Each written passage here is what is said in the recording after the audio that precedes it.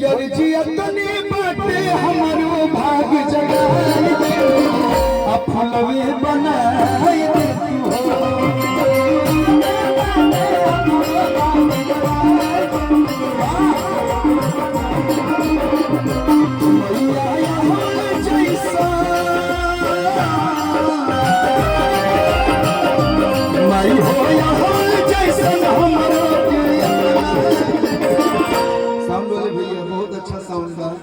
जब रिदम बात तब भोकल दब जाता है कर को उठा के रखे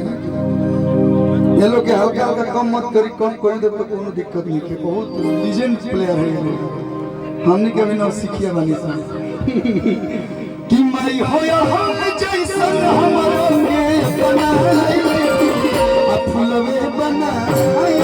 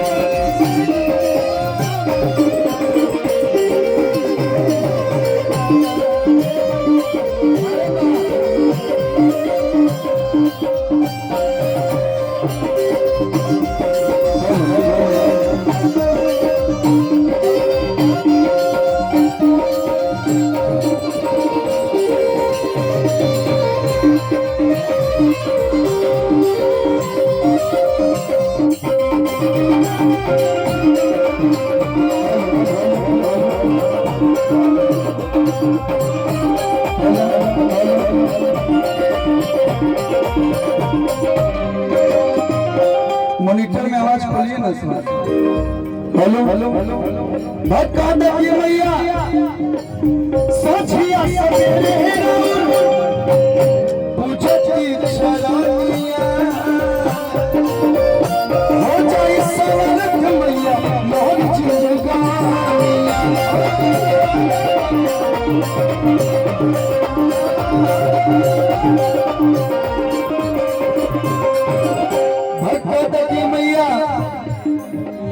स्पीकर के थोड़ा आगे से हट जाइए भैया ओ एमएस धोनी साहब हट जाइए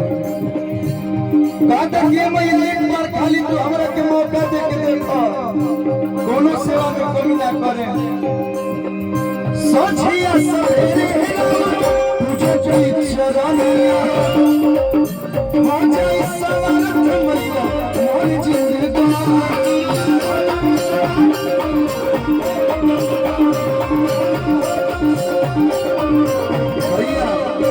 बहुत कम लोग जाने लगे कि हमारे गलती से नाम अरविंद है। अरविंद जानते हैं आप लोग ना देखो मुँह पर बेइज्जती करते करते नाम नहीं जाना सब लोग जान लगे कलू नाम है कलू बहुत कम लोग कहला आवत हम रास्ता में बोलेगा कहता कलुआ उजी जाता संजय भैया के तमे प्रेम बा कि माई हो कलुआ पताया बरसाई कि माई हो कलुआ पताया बरसाई दे फुलवे बनाई दे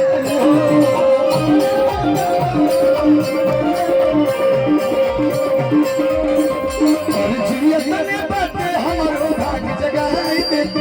फुलवे बनाई दे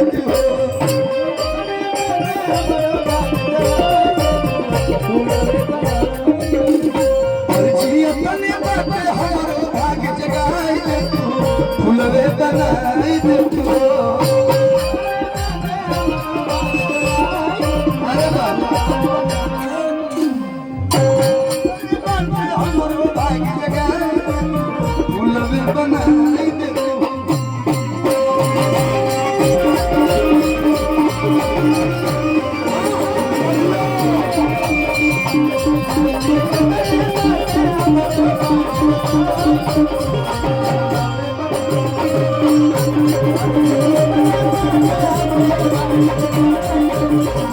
Thank you.